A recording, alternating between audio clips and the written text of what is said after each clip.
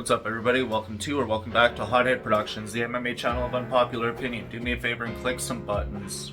So now let's move over to the juiciest part of this video, how Jake's bitter brother Logan doxed me and how I found out. So here's the deal, okay? So I started going really hard. If you guys are new to this channel, I'll give you some history, right? So Logan Paul sued Dylan Dennis, right? I never had any issue with Logan Paul whatsoever. Didn't have an issue with him at all. As a matter of fact, I even, halfway defended him on CryptoZoo. I was like, look, dude, the guy did not set out to scam anyone. He didn't make any money. It's not the same thing as like going after someone who's a real scammer, who set out to intend to scam people, whatever. We don't even need to get into the weeds of that. Point being is I had no issue with Logan Paul. Then he sued Dylan Dennis to bankrupt him. And he bragged about it on social media that he was going to not only beat him in the fight, then he was going to bankrupt him. And I'm like, what the fuck is wrong with this guy? Are you out of your mind? Like, are you that detached from reality that you think that fucking bankrupting a fighter is no big deal? So, yeah, I hammered him. And I continue to hammer him because the lawsuit's still active. It's ridiculous. It's like, it's sociopathic. It's insane, dude. You're a billionaire. You're running around the world with your girl. She has zero damage to her action. Like, everyone knew there was not going to be any long-term lasting damage to that girl, and there isn't. Get control of your fucking girl. Anyway, so, I this weekend went to Phoenix. All right, I went to Scottsdale with my friends. Come back on, what day did I come back? I came back on Monday, and Gabrielle and I got a hotel for Thursday and Friday. Okay, so we come home on Saturday, and the babysitter who was watching our kids. It's the first time that we've used her, right? Like this, like as a matter of fact, she's the one who's going to be watching our kids for UFC 300. So we wanted to, the entire reason we did this is we're like, let's do this because we were just in Austin. Like we got a sitter, her and I went to a hotel for a couple of days. The whole reason was like, let's just test her out because we're going to be in Las Vegas for like multiple days. And if something goes wrong, we want to be really close so we can go home. This will be like her test run. So everything seems to be going fine, but what do we know? We're in a hotel.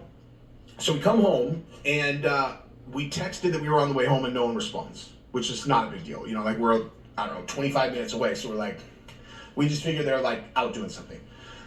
So we get home, get in our garage, close the door, we walk inside, and there's music playing super, super loud upstairs. And we're like, the fuck?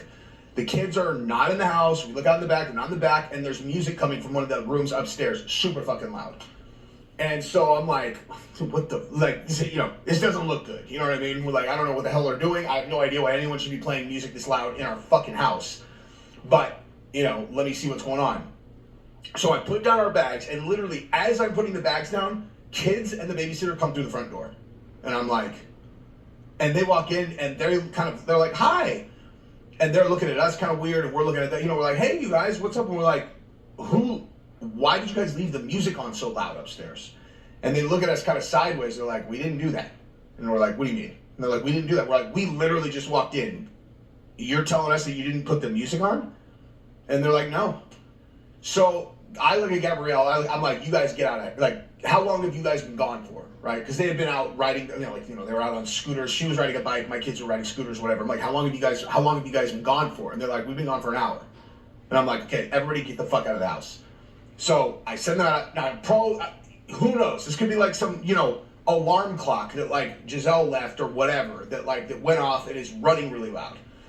So, so I send them outside. I go into so I had a piece on me because I had just walked in, and I always carry, so I still had it on me. But I was like, I don't know. It was like, I have like a Glock 43 on my waist, which is not a high capacity magazine. I'm actually legitimately a little bit afraid because that's like, what the fuck is going on? So I go into my room, I grab a much bigger gun, and I start going upstairs. I send everybody outside. So I go upstairs. I see that it's coming from my younger daughter's room, doors closed, and I cannot exaggerate to you guys how loud this fucking music was, dude. Like, this was loud, really, really loud. That's why I was sending people outside, because no one would have ever set the music this loud, right? So first I cleared the other rooms, right? Because like maybe this is some kind of distraction. You turn on the music really loud in one room, and like, I didn't even think of it until until I got upstairs, and my studio doors open. So like maybe this is a decoy, get me to go that way, and then they're gonna sneak behind me. So I cleared each room as I passed them. Clear my studio, clear behind my set, clear, I cleared everything. And I'm like, okay, this is like, so I go into, and there's 1, 2, 3, 4, 5 rooms upstairs. So I clear all 4, and then I'm gonna go into the last room. And so I open the door, it's loud as fuck. The door to the closet, there's no one visible, and the door to the closet is like half open. I'm like, okay, so I think I'm probably safe. I go clear the closet, there's no one there. Then I look on the bed, and there's a fucking box on the bed. Okay, it looks like a gift, right? But it's not wrapped, but it has a bow on it that you can just take the top off. So there's like a heart-shaped card on it that says Jesse on fire, okay? At this point, I realize someone's been in our house, right? Like someone's been in our house. So at that point, I put the box down, and I run downstairs, and I clear all the rooms downstairs, because I hadn't done that. Like you know what I mean? Like I assumed whoever's there is in the room that has the sound coming from it, and I only thought to clear the other rooms when I got upstairs. So I go downstairs, I clear every single part of this house. Gabrielle's texting me, she's like, is everything cool? And I'm like, no, stay outside. So I clear the other rooms, there's no one there. So I'm like, I obviously turned the music off when I was upstairs the first time. So then I texted Gabrielle, I'm like, there's no one here, you can come in. She's like, all right. So I bring the box down, right? And it says Jesse on fire on it. And I'm like, I don't know what to do with this. She's like, what do you think is in it? I'm like, you know what? Actually, go back outside. Because then I'm like, I don't think there's going to be a bomb in it or whatever, but like, you know what I mean? What would you do? Like, someone has been in your, the whole reason that they left the music on is to let me know they were in my house, right? Because if there's just a box there, you know what I mean? Maybe one of the kids brought it in, whatever. No one's going to leave that music on. It was clearly a message to let me know they had been in my house when I wasn't there. So, and who knows how long they were staking my house out for.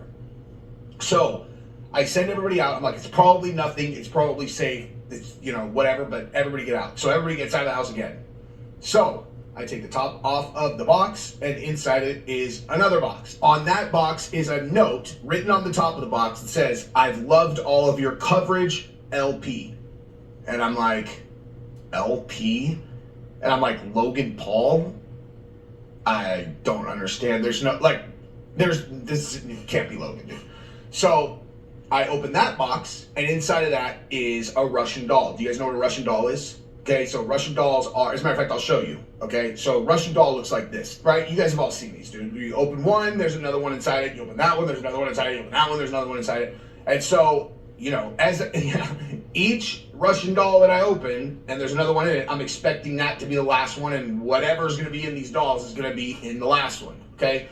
So, I don't remember exactly how many are in this one, but I opened that one. I'm scared, dude. Like, I will completely acknowledge I'm scared. I don't want to be a weirdo and call the cops, though. Have them send out, like, because if I send the cops, like, they're not going to send a bomb squad. You know what I mean? So it's just going to be someone else that's going to open it. And so I'm doing this myself. Open that one, look that one, open that one, open that one, open that one. And now I'm down to one that's like this big, dude. Literally this big. So I'm like, awesome joke, guys. You really got me. You gave me a box with a Russian doll in it, and I'm just going to open them. So I'm assuming I'm just going to open this. It's going to be one last doll, and that's going to be the end of it. So I go. I've now lost my fear. I open it, and fucking Fabia jumped out of it and said, "Fuck you, Jesse on fire. Logan Paul sent me." April Fools, bitches. But the thing about the rules is real. The rules are completely fake. So April Fools, I love you guys. Fuck you, Fabia, and fuck you, Logan Paul. Jake, I got your back on the fake rules, and that's what we got. I love you guys. Bye. It's caught in the crossfire.